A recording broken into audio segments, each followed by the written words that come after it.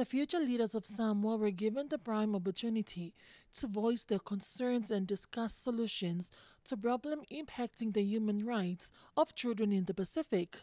Students believe that the government is not doing enough to provide equal opportunities for children to be educated. Sadly, we don't all go to school. There are some kids out there still staying home, being homeless, selling goods for their families, which is not normal for us. Oh, who am I kidding? It is normal. Close to 80 college students truthfully share their opinions on a range of important issues. The impact and effects of the recent measles epidemic that claimed the lives of 83 people, mainly young children under the age of 15, was an issue students raised. In Samoa, as we all know, there was a tragic epidemic, the measles epidemic, and the most vulnerable victims were children under the age of 15.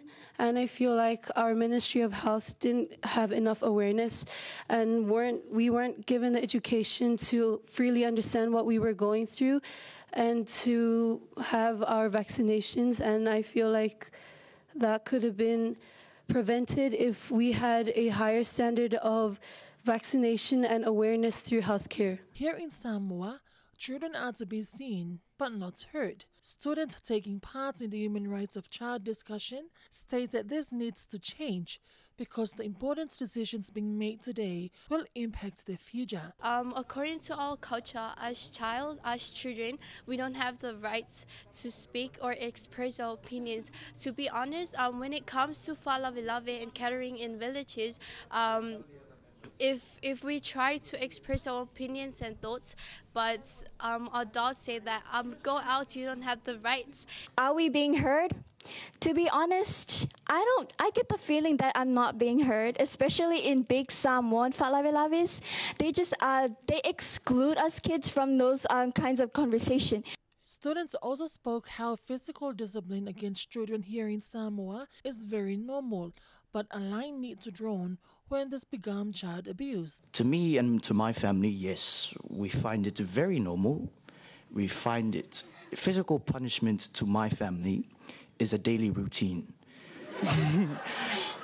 even though the UN is strongly against it, it is a daily routine.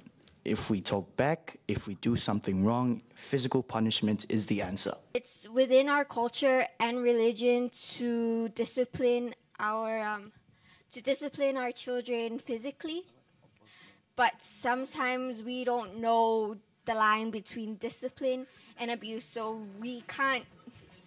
Usually, it's confusing for us to find that line if it's discipline or if it's abuse. The students taking part in day one of the discussion finally had the opportunity to exercise their human right to speak up and be heard, knowing that what they have to say is important and valued.